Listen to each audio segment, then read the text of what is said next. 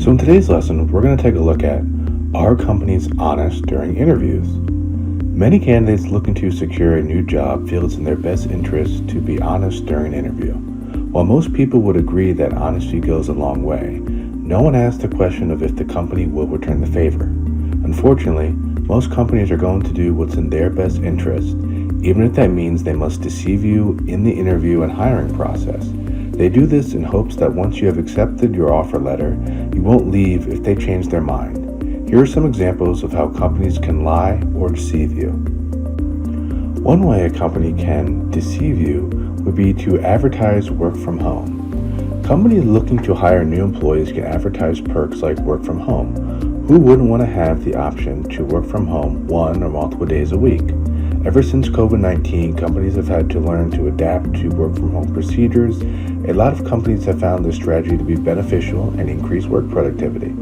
A company can advertise in the job description that all staff will be given one or more days to work from home. This can be one factor that would draw in many interested candidates.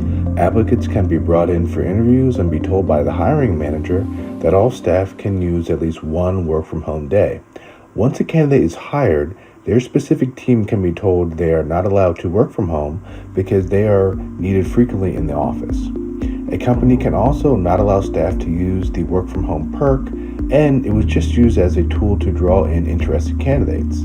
Jobs may also be looking to integrate staff back into the office and don't want staff to work from home. This is usually because large commercial real estate office spaces are empty and companies are still required to pay the monthly rent and expenses. Most companies can't opt out of their lease, so they might as well make the most out of the office space they have.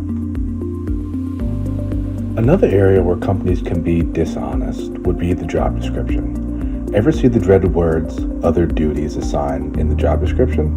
This can be very misleading to applicants who are under the impression they have specific job duties.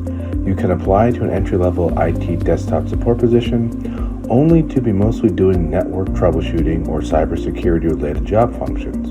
Your boss could also expect you to help with setting up conference rooms or getting coffee for himself or other higher-ups.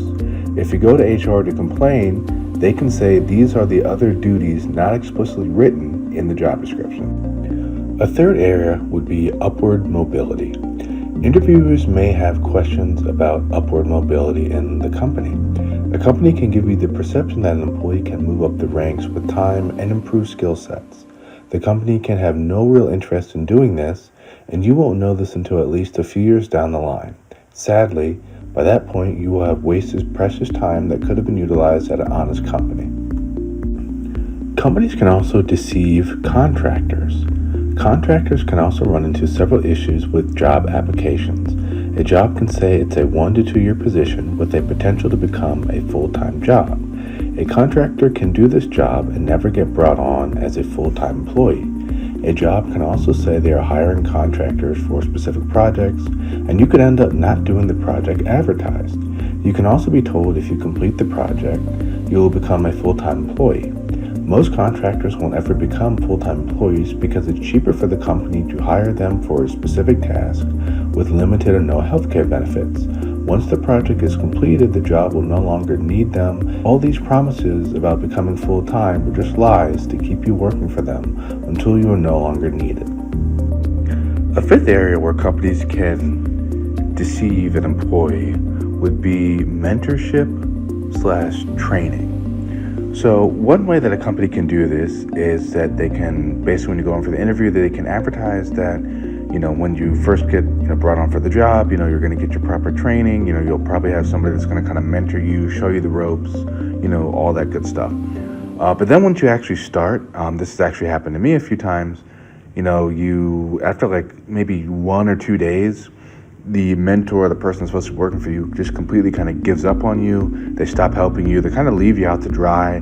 And then you're basically left just trying to figure out, just kind of how to manage through the job, what's required of you, when stuff's due, how do they want it done, all that stuff. And, you might go to HR, you might go to whatever, and then they don't really do anything. They just say, oh, well, you should already know this stuff. This should be relatively easy. You really shouldn't need a mentor. That's obviously why we hired you, because, you should know the job.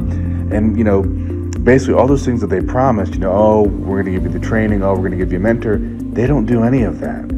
Same with the training. They'll say that they're going to just continuously train you. They might even say, oh, within a few months you can attend these training classes and potentially better your set of skills and then be able to apply for, a different job title or something later down the line. And then when you ask them about the training, they act like they never know anything about it. And it's kind of weird because, they were the ones, especially during the interview, to really try to drive that point home about how they have all this training and these mentorship programs. And then when it really does come down to it, they don't actually want to do it. So another way that a company can deceive you would be to advertise a flexible schedule. A flexible schedule is really just kind of relative because, you don't really know what exactly that means by flexible schedule. Some jobs, it means, you can come in early, leave earlier. Some jobs, it means, you can come in later and then you would just leave a little bit later. It can be very vague, and typically in the job application that you're applying for, it doesn't really give much context. So you really don't know what it means. So that's obviously another thing that can draw in candidates because, they're interested in a job that has flexible schedule because, like any other normal human being, we all have things going on in our life. You might have to take care of, an elderly person that may be sick. You might have a child. Whatever the case is, everybody's kind of looking for that flexible schedule. So, you could go in for the job interview. You can ask them about the flexible schedule. You might be able to ask them, oh, I have a sick child at home. Am I able to come in a little bit early, leave a little bit early, or vice versa? Can I come in later and just work later hours? And they can, be like, oh, yeah, that's fine. We don't have an issue with that. And then when you actually do start coming in, earlier or later, they may bring up, hey, we really need you here at, 8 o'clock sharp. And you might not be able to get there by 8 o'clock sharp because, you have other responsibilities and duties you have to take care of. And, the job really doesn't have to be that caring to you. Even though they pitched in the interview that would be fine, when it actually comes down to it, the company's going to care about themselves and the company's going to put their needs first. And basically, if you can't meet the criteria of what their definition of a flexible schedule is, they're going to unfortunately have to let you go.